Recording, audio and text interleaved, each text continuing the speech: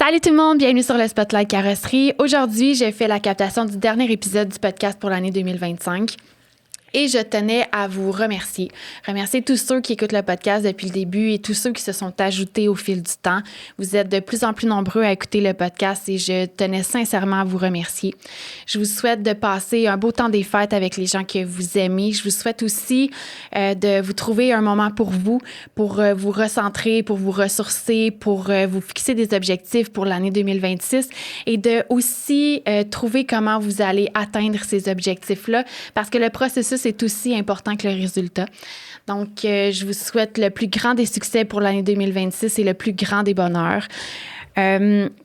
Pour la dernière fois, je vais remercier mes commanditaires de cette façon-ci. Donc, merci à Évaluation Concept, qui est une firme d'estimation indépendante spécialisée dans les estimations après sinistre et les valeurs marchandes pour tout type de véhicules. Pour ceux qui sont carrossiers et qui auraient besoin de support au niveau de l'estimation, Évaluation Concept peut mettre à votre disposition des estimateurs qui possèdent tous les outils nécessaires pour rédiger vos devis et qui sont certifiés par le GAA. Si vous êtes intéressé par le service d'assistance carrossier, je vous invite à écrire à info@commercialevaluationconcept.com pour obtenir plus de renseignements. Je vous invite aussi à consulter leur site Internet pour voir la liste complète des services qui sont offerts par l'entreprise. Merci à Technocombustion GMS qui sont des experts en service sur les chambres à peinture depuis plus de 30 ans. Qu'elles soient américaines, canadiennes ou italiennes, ils les connaissent toutes. Préparez vos entretiens à l'avance car leurs techniciens se bookent rapidement. Je vous invite à consulter leurs réseaux sociaux et leur site Internet afin de les contacter et bénéficier de leur expertise. Merci à Pièces Auto Atpac, la première entreprise québécoise à importer des pièces de carrosserie neuves dites similaires. L'industrie des pièces certifiées a vécu de grands changements au cours des 15 dernières années, alors que toutes les entreprises de ce marché précis ont été rachetées les unes après les autres par le même géant américain, à l'exception d'Atpac, qui depuis 2021 est détenu en totalité par des intérêts québécois. Si vous avez besoin d'une pièce certifiée CAPA ou non, je vous invite à consulter leur site Internet ou à communiquer avec eux au 1-800-363-9339. Merci à Unipièces OIM, courtier en pièces d'origine. Unipièces est une équipe de courtiers en pièces d'origine qui parcourt la province pour représenter plusieurs concessionnaires auprès des carrossiers. Ils soutiennent les carrossiers de nombreuses façons, que ce soit pour la recherche de pièces BO, le service de livraison d'urgence, la négociation d'escompte et bien plus encore. Je vous invite à consulter leur site Internet pour découvrir tous les services et pour les contacter directement. Merci à Mag Express, le chef de file pour la remise à neuf de vos roues. Ils sont fiers de travailler en collaboration avec les carrossiers, les assureurs, les concessionnaires et les centres de pneus. Après l'acquisition de Péjac à la fin 2022, Mag Express est fier de vous annoncer l'acquisition de Technomag dans la région de Québec. Pour tous les clients commerciaux, Mag Express vous invite à utiliser la commande en ligne pour le ramassage de roues et pour voir votre historique de commande.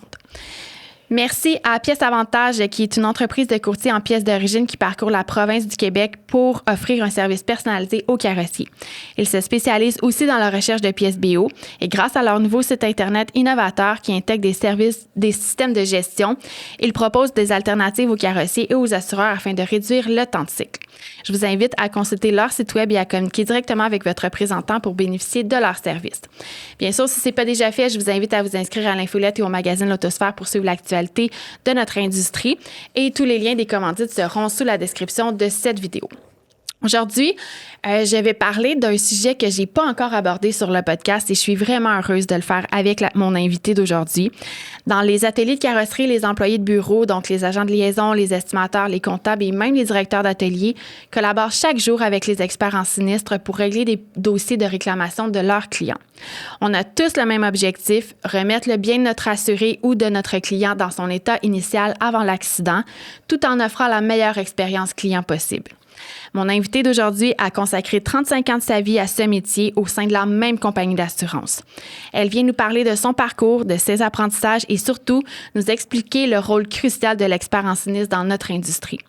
L'année dernière, elle a pris sa retraite et aujourd'hui, à travers le podcast, j'avais envie de célébrer sa première année de retraite.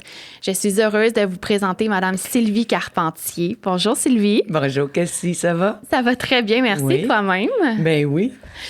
Très contente parce que jamais personne, tu sais, l'assurance a l'air plate dans la vie, jamais personne ne veut parler d'assurance, puis là, pouf! Bien, nous, ça nous intéresse amplement. En fait, le podcast commence toujours de la même façon. Donc, comment est-ce que tout ça a commencé pour toi? Tu veux que je parle de à partir du moment où j'ai commencé l'école. Oui, n'importe où, où tu veux commencer. Que j'ai fait mon étude primaire, mon secondaire, j'ai fait 1 an de cégep en comptabilité. OK. Quand tu fais, à l'époque, parce que je n'ai pas été vérifié si ça se fait encore, mais à la fin de notre 2 ans, on avait des options. Et il y avait l'option assurance. C'est bizarre, hein? Comme la vie est faite. Et là, la raison pour laquelle j'ai fait juste 1 an de cégep, c'est que j'ai rencontré un certain Guy Lescarbot. Qu'on connaît tous très bien. En 1970. Puis en 1975, on a décidé de se marier. Ce qui fait que j'ai arrêté parce qu'il fallait des sous pour se meubler, puis célébrer également. Fait que donc, ça, c'est mon parcours scolaire. Ensuite, mon premier vrai travail, encore coïncidence, ça a été dans une compagnie d'assurance. J'étais aux filières. Ça, c'est le nuage aujourd'hui. Ah ouais. Ben oui. C'est vrai, dans ce temps-là, tout était papier, les dossiers étaient physiques, là, il n'y avait rien de numérique. Là. Exact. Fait que c'est comme le nuage. Fait que j'étais là. Les experts en sinistre, eux, ils venaient chercher leur dossier, ils rencontraient leurs clients, venaient reporter le dossier. Fait que nous autres, on les rentrait, on les sortait, puis ainsi de suite. Puis les dossiers, parce que les assureurs, on doit conserver les dossiers un certain nombre d'années, dépendamment du sinistre. Et on appelait ça la voûte. Ça, c'était une chambre fermée. Comme à la banque. Comme à la banque, avec la grosse roue, là. Bon, c'était ça. Oui, vraiment. C'était ça. Fait que les dossiers étaient gardés là. Puis là, évidemment, on se marier. Ouais. J'ai eu les enfants. Et j'ai décidé d'arrêter de travailler pendant les 8 premières années de leur vie. Okay. Ensuite, là, je me cherchais un travail. Je voulais travailler, je voulais retourner sur le marché du travail, mais quand ça fait 8 ans là, que tu es déconnecté, il y a même un futur employeur qui me dit « Retourne donc laver des couches. » C'est épouvantable. God. C'est épouvantable, hein? Mais tu sais, même après un congé de maternité, quand tu reviens, tu te sens déconnecté un peu. Fait qu'imagine, après 8 ans, là, la game n'est plus là. C'est ça. Puis là, évidemment, je me cherchais un travail, mais j'en trouvais pas. C'est toujours qui connaît qui. Oui. Fait que j'avais une personne qui travaillait dans un commerce similaire à Lebeau Vide d'Auto. Désolée de le nommer, là, mais c'était ça. Et puis, il y avait une dame qui était enceinte, donc elle partait pour un congé de maternité. OK. Fait que là, comme il savait que je cherchais un travail, il dit « ça te tente-tu de venir travailler pour nous? » Je dis « pourquoi pas? » Essayons-le. Fait que j'ai travaillé. J'ai remplacé le congé de maternité pendant presque 1 an, presque. Qu'est-ce qu'elle faisait, elle? Elle, tu me ramènes en arrière, elle apprenait les nouvelles. Une nouvelle, c'est quoi? C'est une demande d'indemnité. Fait que la compagnie d'assurance appelle, puis j'ai une nouvelle à te donner. Fait que là, on prenait le nom de l'assuré, son adresse, son téléphone, patati patata. On prenait des rendez-vous, puis eux, les clients venaient à l'atelier faire ce qu'il y avait à faire, changer un pare-brise, vol de radio, n'importe quoi. Okay. Fait que ça, c'était son travail. Fait que j'étais bien à l'aise là-dedans parce qu'évidemment, l'automobile, avec Guy, on en entend parler. Oui, un peu, oui. Un peu. Puis cette personne-là qui travaillait dans les vols de radio, les pare-brises et compagnie, je n'entendais parler également. Fait que, tu sais, j'étais pas dans un monde inconnu. Là. C'est un univers que tu connaissais, là. Un univers que je connaissais.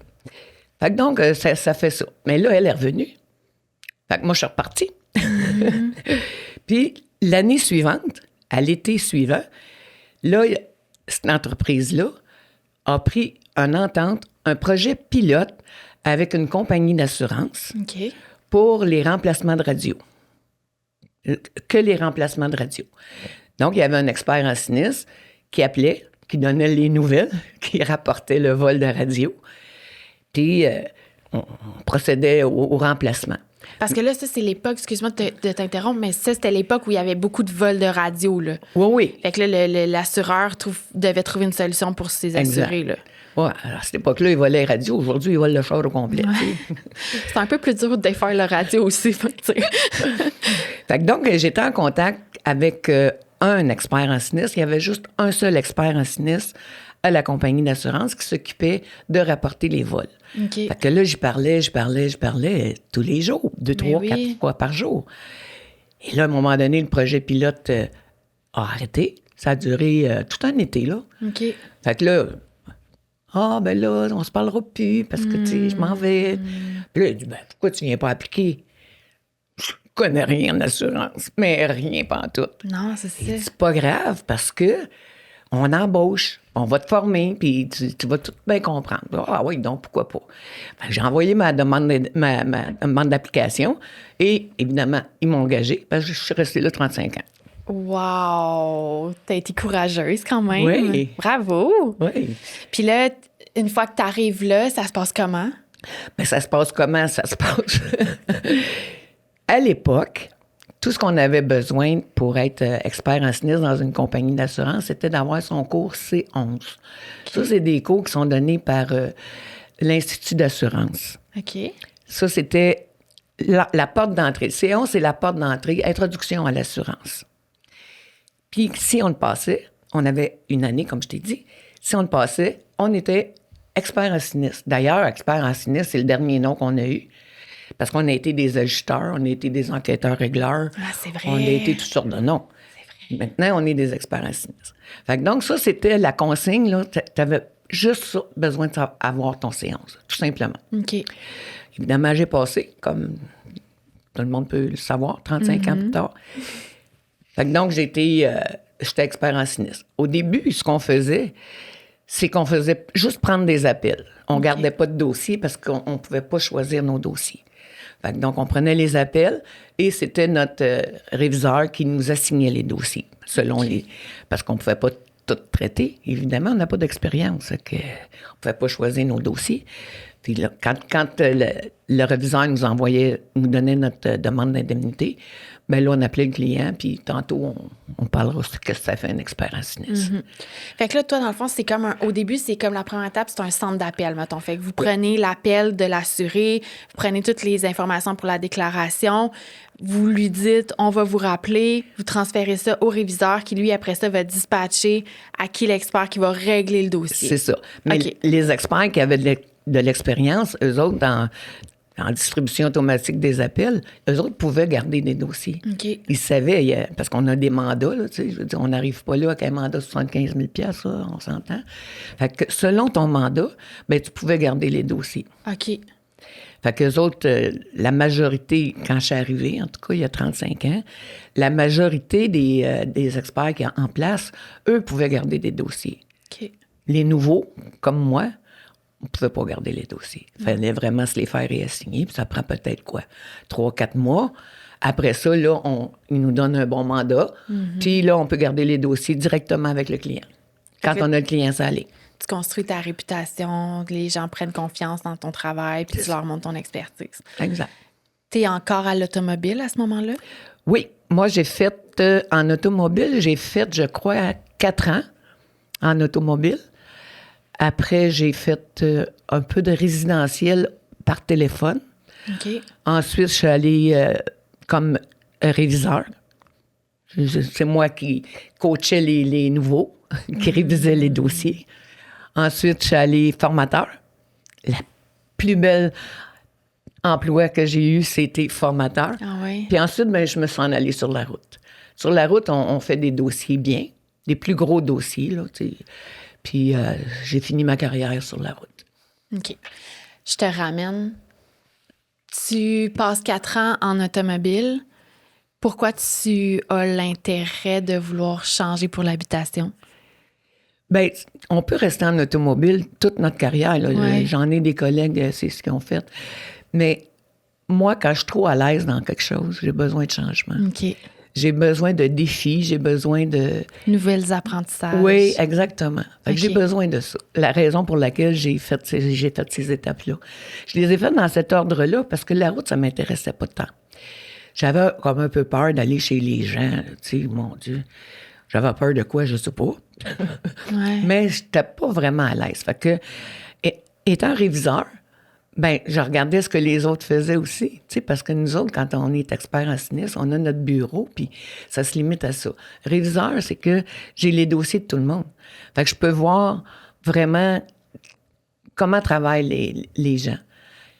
Ensuite, formateur, ben, du fait que j'ai vu plus que mon nombril, Ben, j'étais pas un meilleur formateur, mais je pouvais anticiper les problèmes que ces gens-là pouvaient subir là, dans le futur. Tu avais quand même pris de l'expérience. C'est le fait que tu aies touché à plusieurs choses, ça faisait en sorte que tu avais des meilleurs outils pour donner des formations. Selon moi, oui. Ben oui.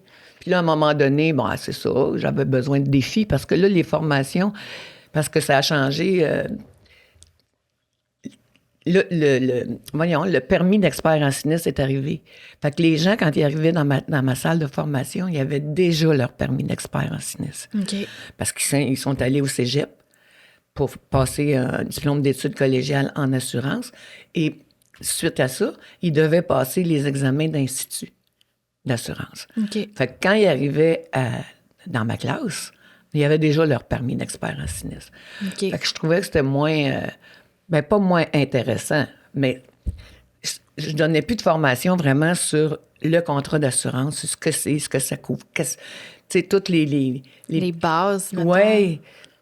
J'avais comme plus ça. C'était plus le côté informatique que j'avais à gérer. Je trouvais ça moins intéressant. OK. Fait que tu donnais plus de la formation pour la politique interne que versus le métier, en fait. Oui, c'est ça. OK. C'est ça. Fait que ça, non, je me suis tannée. Comme... Ben oui. C'est ça. Des fois, c'est bon aussi, là, tu sais, on fait une chose un certain temps, puis à un moment, on se rend compte que, ben finalement, c'est là que ça se termine parce que ça nous apporte ailleurs, puis ça t'a amené sur la route. Mais là, c'est que en habitation. Que de l'habitation. Au début, on faisait des vols complets de véhicules. OK. Tous les vols complets de véhicules étaient sur la route. Les feux aussi, mettons, la bâtisse, ça brûle, puis il y a des autos dedans, ça peut-tu rentrer là-dedans? Ou... On pouvait, oui. Oui. Si c'est, mettons, mon assuré, l'auto de mon assuré, oui, je traitais les deux en même temps. OK. Mais c'est rarement arrivé. Ça arrive rarement. Fait que là, tu te déplaçais chez les gens, dans les entreprises ou que dans du résidentiel? J'ai fait de l'entreprise. À l'époque, moi, quand j'ai mon permis d'expert en sinistre, je l'ai eu par l'ancienneté. OK. Fait que j'ai pas eu à passer des examens puis ceci, cela. Ils nous l'ont donné d'emblée. Comme une reconnaissance des acquis, mettons? C'est ça. Fait que je l'ai eu d'emblée, mon permis. OK. Fait que j'avais le droit de faire de l'entreprise. Mais maintenant, il faut que tu penses à d'autres cours, puis il faut que tu réussisses les examens de l'AMF, sinon tu peux pas faire d'entreprise. C'est comme des spécialisations, mettons. Et moi, un peu, ouais, c'est ça, si on veut. Qu'est-ce que tu as aimé le plus à travers toutes ces expériences-là? Bien, comme je te dis, la formation, ça, c'est vraiment... le réviseur aussi, parce que moi, j'aime donner, diffuser, informer. Mm-hmm. Ça fait partie intégrale de moi. Fait que c'est sûr que quand j'étais là, bien, les experts en sinistre, il fallait que je les conseille, que je les supervise. Fait que ça, c'est ce que j'ai le plus aimé dans ça. Et là, tu décides de prendre ta retraite après toutes ces années-là. Est-ce que tu as eu une période d'adaptation ou t'étais-tu une femme de carrière puis ça a été un trauma ou t'as juste tourné la page puis t'as fait comme merci puis tu sais, j'ai fière de ce que tu avais accompli puis maintenant tu vis bien ta retraite. Tu sais, ça se passe comment pour toi? Moi, j'ai jamais été une femme de carrière, là. Okay. Il y en a qui vont être outrés que je dise ça. J'ai jamais été une femme de carrière. J'ai travaillé parce que c'est l'époque où on retournait travailler puis tout ça. Okay. J'ai aimé ça, là. J'ai pas 35 ans, il faut croire que j'aimais ça. Oui, ben oui. Mais j'étais pas une femme de carrière. OK. Aucunement. Puis la transition entre je travaille et la retraite, c'est psychologique, hein, ça? Oui. OK? Fait que moi, j'avais des vacances accumulées. Fait que j'ai arrêté, mais j'étais en vacances. Okay. C'était pas la date de ma retraite officielle. Fait que du fait que j'ai été en vacances 3 mois avant. God, t'en avais donc bien d'accumuler. Certain. Fait que j'ai été en vacances 3 mois avant la date officielle de ma retraite. Fait que j'étais en vacances. T'as eu comme une période d'adaptation à ta retraite. Ça n'a pas coupé carré. Ouais, OK. Tu sais, c'est bien. J'étais en vacances. Mais je savais la date officielle de ma retraite. Fait que quand c'est arrivé... Ça continuait, puis ça s'est fait en douceur. Simplement, exactement. On va passer à la deuxième partie, en fait, de notre discussion. Puis avant de passer à cette partie-là, je veux mentionner que toutes les informations qu'on va parler dans ce deuxième volet-là sont publiques, que toutes les informations sont disponibles sur Internet.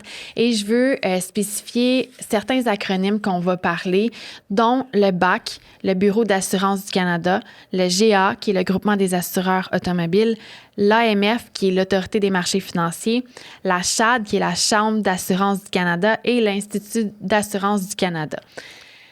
Ça, c'est ce que tu m'as appris quand on a fait le brainstorm. Maintenant, ma question face à ça, c'est j'aimerais ça que tu m'expliques qu'est-ce que c'est exactement un expert en sinistre, c'est quoi le rôle de l'expert en sinistre, puis c'est quoi la formation qu'il y a maintenant en arrière de, tu m'en as parlé un petit peu, là, qu'avant c'était le C11, mais maintenant il y a une vraie formation au cégep, puis il y a des spécialisations.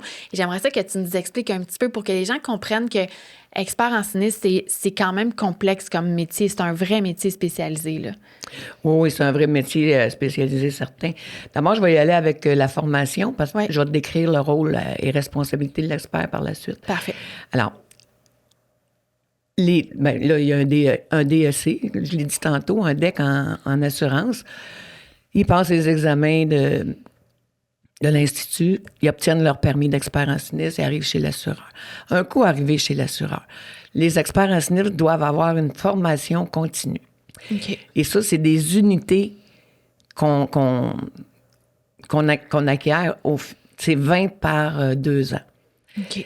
Je n'ai pas ma feuille, mais on doit avoir dans différentes catégories. Je sais qu'on l'a en général. Tu l'as-tu? Oui, je l'ai. En fait, tu as 12 UFC en technique administrative, développement professionnel ou de droit. Tu as 5 UFC en conformité, 3 en droit, dont 2 obligatoires par la Chambre d'assurance du Canada.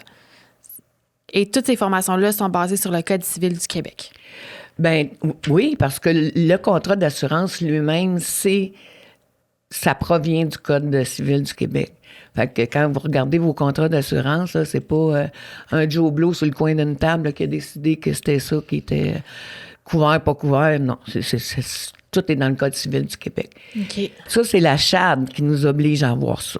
C'est 20... Mis à part ça, parce que les compagnies d'assurance, eux, donnent également de la formation. Tu sais, c'est comme des rafraîchis mémoire. C'est pas des grosses formations. On apprend... C'est vraiment des rafraîchis mémoire. Ils nous disent, bon, ben, t'as ça à faire, puis... Juste un up-to-date de la formation de base, dans le fond. Oui. Là. Parce que, tu sais, quand tu fais souvent tout le temps la même chose, tu sais, c'est comme se brosser les dents. Est-ce que tu es obligé de penser à te brosser les dents le matin? Non. Ça se fait automatique. Ça se fait automatique. Ton cerveau n'a même pas besoin d'y penser. Dans un contrat d'assurance, c'est la même chose. Quand c'est toujours... C'est sûr que chaque demande d'indemnité, c'est différent parce qu'on est avec une personne différente. Donc, c'est différent. Mais il y a l'automatisme. Tu sais, tu connais ton contrat d'assurance, tu sais c'est quoi les protections, tu sais tout ça. Fait que donc, quand ils nous donnent des petites formations comme ça, ben oui, non. C'est vrai. Puis, ils nous donnent également de la formation quand on est sur la route. Ils nous donnent des formations sur comment c'est fait un bâtiment, parce qu'il faut savoir de quoi on parle. Oui. Tu sais, j'arrive chez un client. Tu sais, en automobile, moi, ça allait bien. Je savais de quoi je parlais. Fait que lire un devis en automobile, pour moi, c'était... je comprenais ce qui était écrit sur le devis. Mais oui. Parce que je n'entendais parler souvent. D'ailleurs, je vais te conter une anecdote, si tu me le permets. Ben, j'adore ça, moi, des anecdotes. Pas d'expérience quand je suis arrivée il y a 35 ans, évidemment. Et puis là, j'ai ma première perte totale à régler. Que le véhicule, il scrape en mon québécois. Fait que là, OK. Fait que je suis toute bien contente, ma première. Mais là, il est 50 % responsable, le client. Fait que j'ai offert la moitié de la valeur du véhicule. Il était pas content. Il était fâché. Là, je vais voir mon réviseur. Je dis, ben, je comprends pas. Je dis, t'as un beau montant, puis j'ai offert la moitié. Elle dit, ben, Sylvie, c'est sûr qu'il est pas content. C'est pas 50 % de la valeur du véhicule, c'est 50 % du montant de sa franchise que tu dois y enlever. Oh my God! Fait que je partais de loin, ça te donne une idée. Comment tu reviens avec ton client? Tu dis, je suis désolée. Ah, puis... ben, moi, je suis quelqu'un de très humble. Puis quand je me trompe, je me trompe. Fait que je rappelle mon client, je dis, vous avez bien raison. Puis j'ai dit, gars, je viens d'arriver, je savais pas, puis tout ça. Fait que là, il riait. Il trouvait ça drôle. C'est le fun. Au lieu, il était plus fâché, il riait. Non, c'est Fait ça, que- exact. Fait que là, dans le fond, si je fais un récapitulatif de ce que c'est un expert raciniste, c'est que dans le fond, il y a une formation qui se donne au cégep. Après ça, ils ont des examens à passer pour l'obtention de leur permis d'expert raciniste. Une fois que ça c'est fait, ils se trouvent un emploi dans une compagnie d'assurance. Et de là, cette compagnie d'assurance-là va offrir des genres de mini-formations à l'interne pour de la poutine interne, tu sais, comme des affaires que eux veulent faire, leur branding d'entreprise ou des petits up-to-date de ce que c'est la formation de base. Mais il y a quand même la CHAD qui, eux, exige une formation continue sur 2 ans pour l'obtention des 20 UFC. Oui. Et ça, c'est quand même... Je reviens là-dessus parce que je trouve ça intéressant pour des gens qui veulent toujours être en formation continue où tu as toujours l'impression que tu apprends des nouvelles choses. Tu sais, comme toi qui était dans un poste après 4 ans qui dit, ben moi, j'ai besoin d'apprendre des nouvelles choses. Ça permet quand même de rester, tu sais, longtemps dans ta carrière à ton poste puis d'avoir quand même des formations qui continuent de toujours t'apprendre des nouvelles choses parce qu'il y a beaucoup de facteurs qui changent au fil du temps, là. Ben oui. Même juste les politiques internes. Exact. Quand il y a une nouvelle politique qui s'installe, ben oui, tu lis, mais est-ce que tu la comprends? Ouais. Fait que ça, je trouve que c'est important. C'est important. C'est important dans tous les métiers. Il est arrivé quelque chose de majeur au Québec en 1978, le 1er mars, en fait, qui est l'apparition de la loi 67. Et c'est toi qui me l'as appris. Et j'avais envie que tu nous le partages sur le podcast pour que les gens puissent apprendre de ça parce que c'est un méchant game changer qu'on a eu. Puis là, je sais que t'aimes pas ça que je parle en anglais, mais c'est un méchant game changer. Puis, tu sais, c'est spécial parce qu'en 1978, ça fait quoi? 40 ans? 30 ans? Puis on n'est encore pas sûr de ce que c'est, là, tu sais. Fait que je voulais que tu nous en parles de tout ça. Bien, effectivement, les gens que la loi, ils appellent ça la loi Payette. Parce que c'est Mme Payette qui était ministre à l'époque, qui a changé, les règlements sur l'assurance. Avant le 1er mars 1978, on pouvait se promener en auto sans être assuré. Ça, t'as pas obligatoire d'être assuré. La loi 67, ce qui a changé, c'est obligatoire d'être assuré. Au moins en responsabilité civile. Ça, tout le monde au Québec, ça prend minimum. Avant, quand on était assuré, je rapportais mon accident d'auto, mon expert en sinistre, lui, il faisait sa petite enquête, voir si j'étais responsable ou pas. Mais ça pouvait prendre... Mon auto n'était pas réparée, là. Tant et aussi longtemps si j'étais non responsable, c'est là que c'était long, là. Si j'étais responsable, pas de trouble.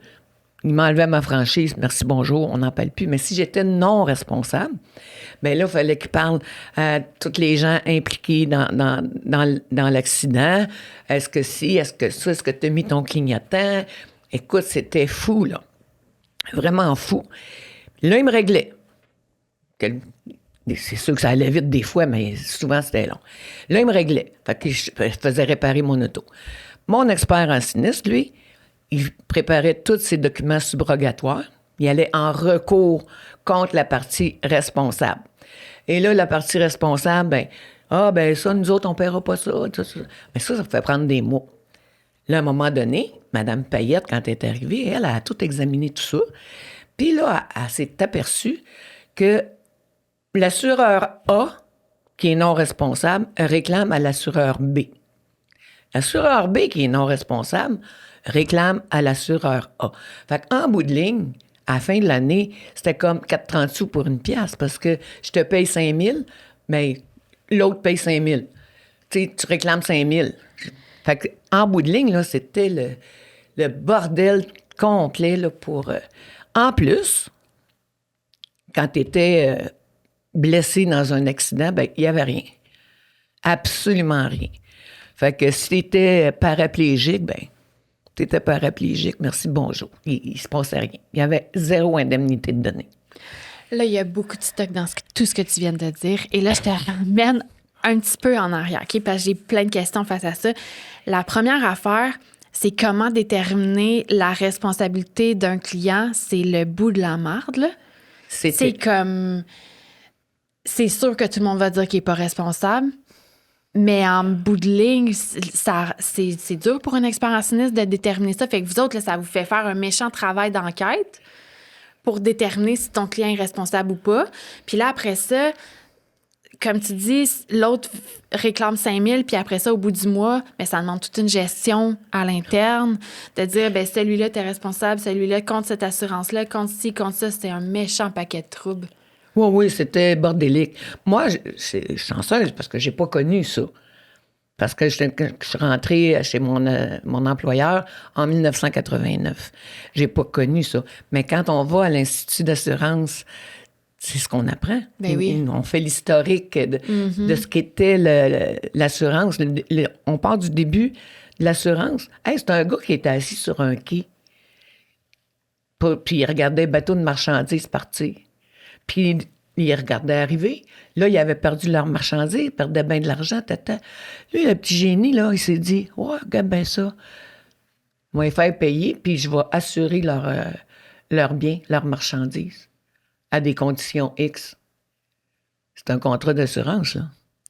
C'est comme ça que ça a commencé? Oui. What? Ben voyons donc. Oui. Fait que lui, il percevait les primes. C'est sûr que là, écoute, ça a été... un éclair de génie. Tout le monde voulait s'assurer, là. Tous les marchands voulaient s'assurer. Écoute, ils couvraient les marchandises parce que c'est beaucoup d'argent. Ben oui.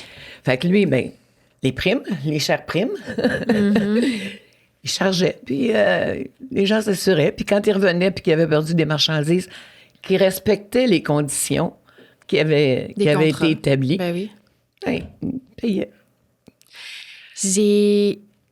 En fait, c'est Lise Payette qui a créé cette loi-là, la loi 67, et ça a changé beaucoup de choses, en fait, dans la façon de réclamer. Puis, pas dans la façon de réclamer, dans la façon de traiter les dossiers. Parce que, tu sais, on entend encore dans notre société d'aujourd'hui des gens dire « Ah, mais mon assurance va revenir contre ton assurance. » Mais ça, c'est ça que ça l'abolit, en fait, la loi 67. De dire maintenant, chaque assureur paye pour son assuré.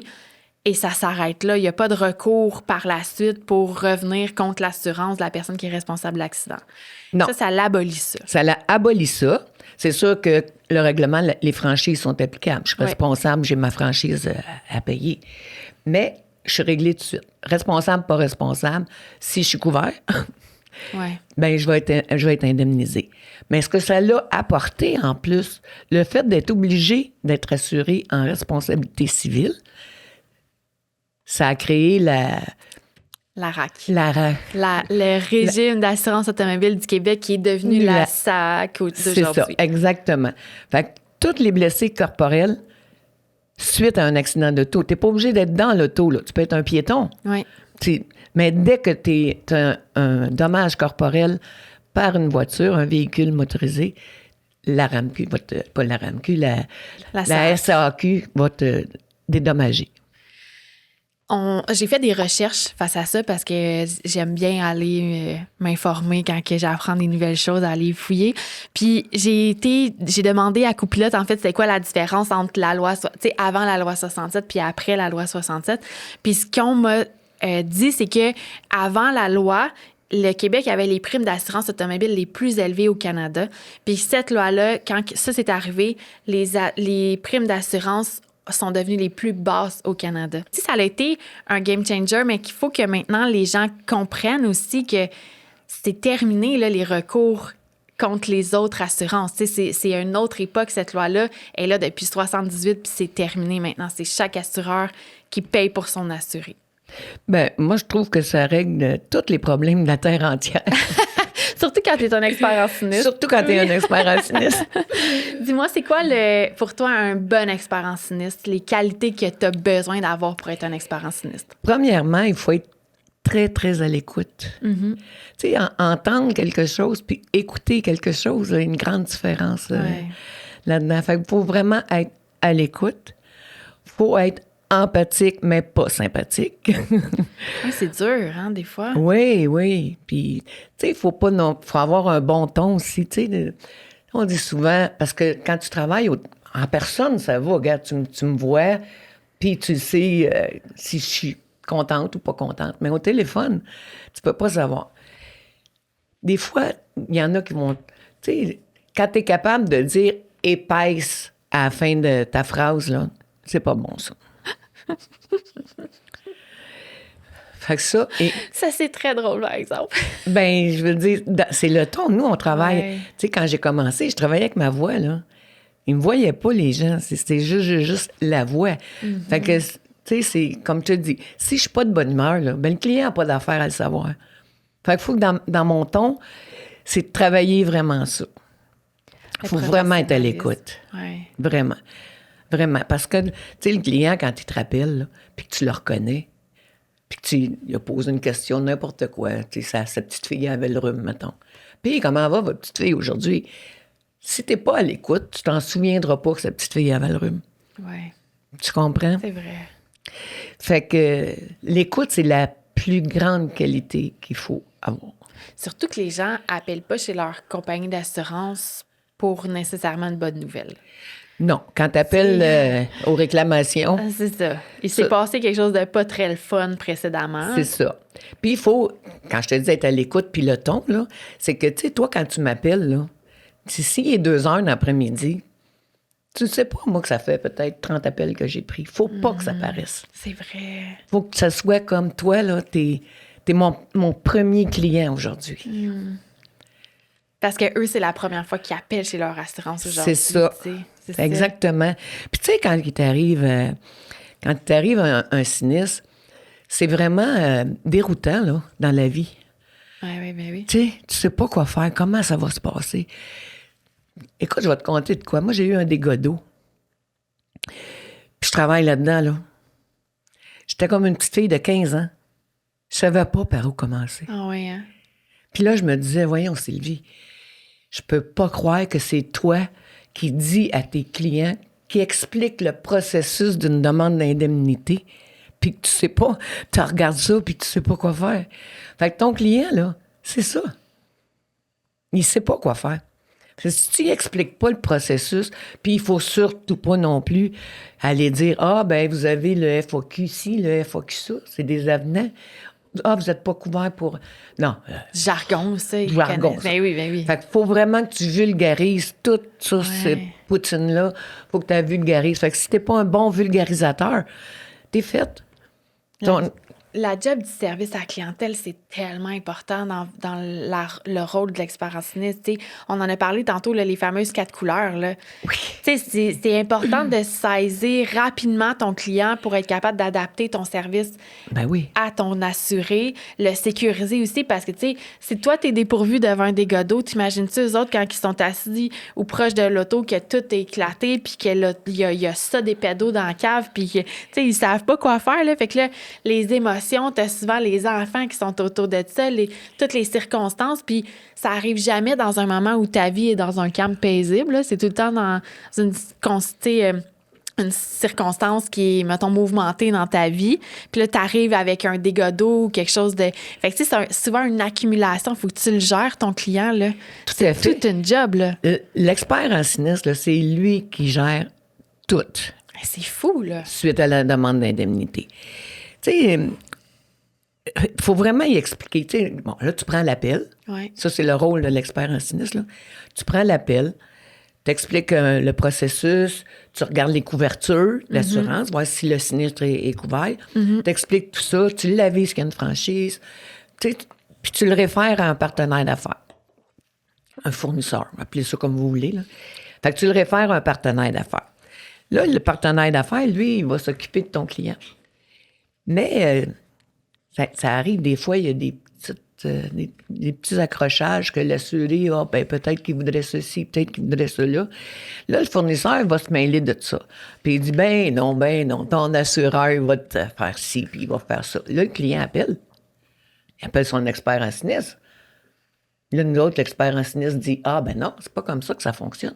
Là, la bisbille la bisbille pogne, puis c'est le bordel. Donc, quand je dis que l'expert en sinistre gère, c'est que le partenaire d'affaires, s'il arrive quoi que ce soit, si ça va bien, il n'y a pas besoin de nous appeler. Mais si jamais ça chire un peu, là, il se doit d'appeler l'expert en sinistre. C'est l'expert en sinistre qui va prendre la décision. Oui, je te l'accorde ou non, je te l'accorde pas. Je te l'accorde pas, pourquoi? Parce que c'est ça. Parce qu'il faut toujours le référer au contrat d'assurance. Nos clients, si on nie couverture, la perte n'est pas recevable, bien, il faut que je sois capable de le référer à son contrat d'assurance. Pour dire, regardez, c'est pas parce que je veux pas vous couvrir, c'est que vous n'êtes pas couvert. Et référez-vous à telle page, telle place, ça va être marqué. C'est l'expert qui a les informations pour bien informer son assuré, en fait. Puis c'est de là la belle collaboration qui doit avoir quand il y a plusieurs acteurs comme ça dans une réclamation, tu sais, que l'assuré, en fait, je reviens à mon introduction, c'est qu'on a tous la même mission, c'est de remettre le bien de notre assuré ou de notre client dans le même état qu'il était, en lui offrant la meilleure expérience client possible. Oui. Fait que, tu sais, si on n'agit pas en collaboration, ben tout le monde a échoué dans la mission initiale, puis tout le monde est perdant dans ça parce qu'il y a personne qui a eu du plaisir et encore moins l'assuré. Encore moins l'assuré. Exact. Tu sais, nos partenaires d'affaires, c'est la même chose. Ben, je vais prendre moi parce que c'est moi qui est ici aujourd'hui. Oui. Moi, j'ai toujours eu une bonne entente avec mes partenaires d'affaires. Toujours, toujours. Parce que c'est plus facile de bien gérer, de donner une bonne expérience à ton client quand tu t'entends bien avec ton partenaire d'affaires. Ben oui. Mais pour que tu t'entendes bien, il faut être capable de parler. Il faut y parler. Tu sais, des fois, là, au lieu d'envoyer parce que tout est informatisé, écoute, tout tes papiers à l'époque, hein, écoute, les messages, c'était des petits papiers roses, là. Ah oui, c'est vrai. Des post-it, puis des... Ben oui. Tu sais. Ouais. Maintenant, tout est informatisé. Fait qu'au lieu d'envoyer un courriel, prends le téléphone, appelle-les, ton partenaire d'affaires. Puis dis-y, ben tu sais, là, je t'ai envoyé, madame, machin truc. Tu sais, ça va-tu bien? Pour un assuré que tu penses que ça va être difficile, un assuré que ça coule comme de l'eau sur le dos d'un canard, t'as pas besoin. Ouais. Mais des fois, tu sens que la cliente ou le client, pas sûr que ça va bien aller. Tu sais, il est pointu, là, puis piqué, là. Excuse-moi l'anglicisme Non, encore. Chacun son tour. Chacun son tour. Fait que, tu sais, c'est important de l'appeler, puis de... Tu te dis pas, tu vas pas dire, hey, je vais t'envoyer une fatigante, là. Non, tu sais, dis pas ça. Je vais t'envoyer un client peut-être un peu plus difficile, je voulais juste aviser. Fais attention, puis... Fait que quand tu as une belle relation partenariale, là, écoute, ça fait toute la différence. Puis, tu sais, pour avoir vécu de l'autre côté, genre, quand, mettons, une compagnie d'assurance prenait le 30 secondes que ça prend pour appeler chez, le partenaire puis l'atelier pour dire, bien, ce client-là, il est peut-être plus insécure ou ce client-là a peut-être besoin de plus être sécurisé ou rassuré ou il est un petit peu plus exigeant, bien, nous, ça nous préparait à... Ben oui. Tu sais, on était content d'avoir eu cette information-là parce qu'on l'accueillait de la bonne façon, c'était préparé, puis on était capable de mieux servir l'assuré, de répondre à ses attentes, à ses besoins pour que l'expérience client soit, encore une fois, une réussite. Là. Mais c'est pour ça que je te dis, tu sais, la bonne entente entre les partenaires d'affaires et l'expert en sinistre, c'est primordial. Si tu avais un conseil à donner à quelqu'un qui lui désirait, tu sais, des fois, il y a peut-être des gens qui sont pas nécessairement dans l'industrie de l'assurance, mais qui aimeraient peut-être aller vers le milieu de l'assurance, qu'est-ce que tu donnerais?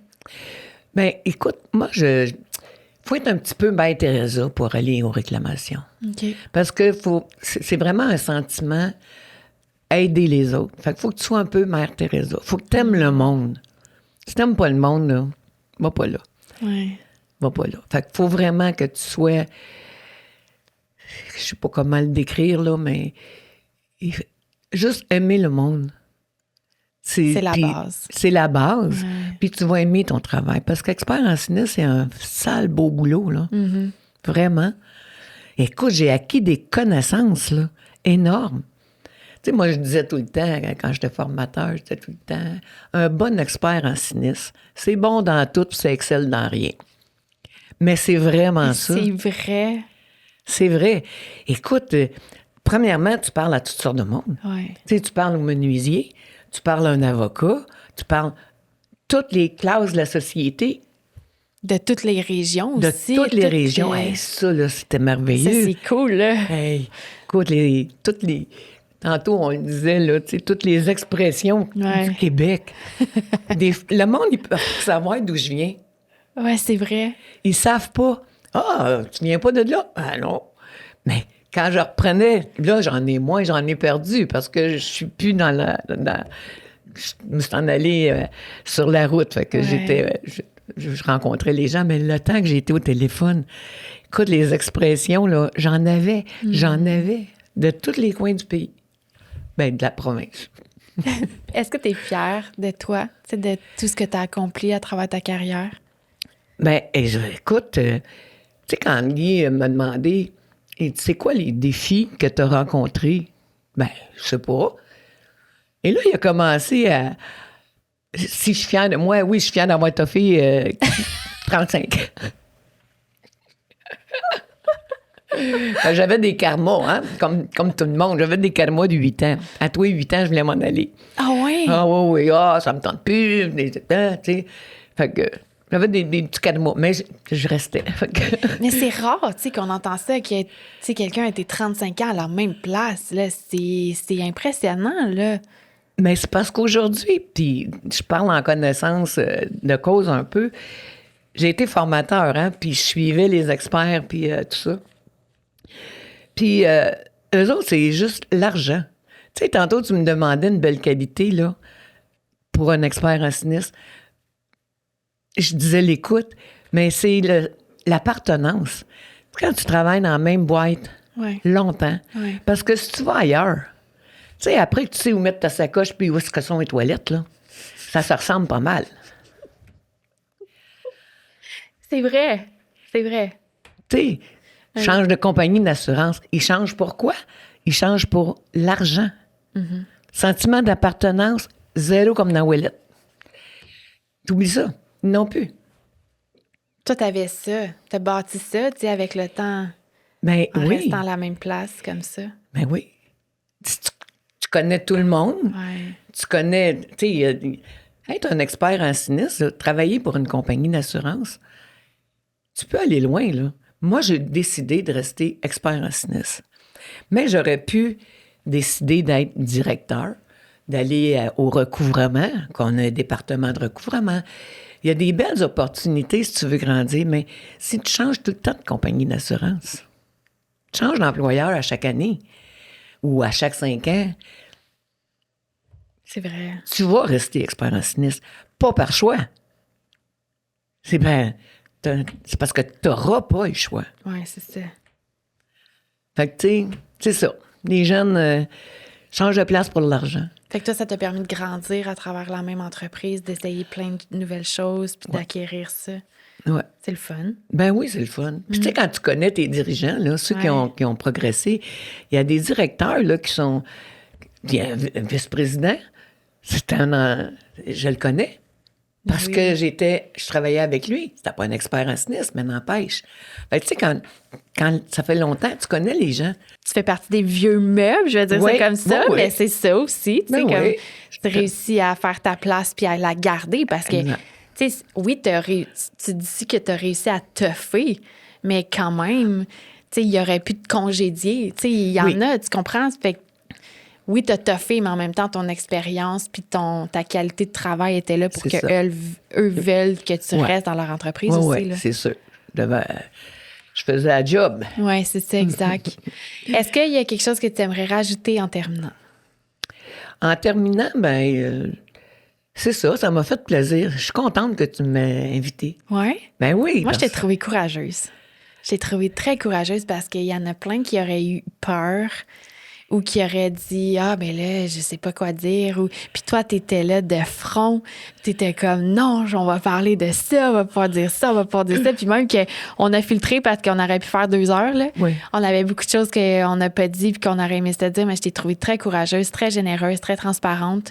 Merci de ces informations-là. Merci de ton partage de parcours professionnel. Moi, je suis impressionnée que tu as eu l'audace à ce moment-là de ta vie, dans ces années-là, d'aller vers ces assurances-là, d'aller vers ces emplois-là. C'est pas quelque chose qui était, à l'époque, très tendance, je vais dire ça comme ça. Tu sais, il y avait beaucoup encore de femmes à la maison qui c'était ça aussi au Québec, là, tu sais. Puis toi, tu as eu l'audace à ce moment-là d'aller, puis de quand même, tu te catégorises pas comme une femme de carrière, mais tu as quand même fait ta carrière à travers les compagnies d'assurance. Puis je te félicite. Moi, je suis très impressionnée de ça. Ben merci, ma belle. T'es bien gentille. Merci de ta participation. Est-ce que tu as aimé ça? J'ai adoré. T'as aimé ça? Tant mieux. J'ai adoré ça. Je recommence. On fera une partie 2. On fera une partie 2. Ben, merci beaucoup, Sylvie. Salut, joyeuse fête à tous tes auditeurs. Merci.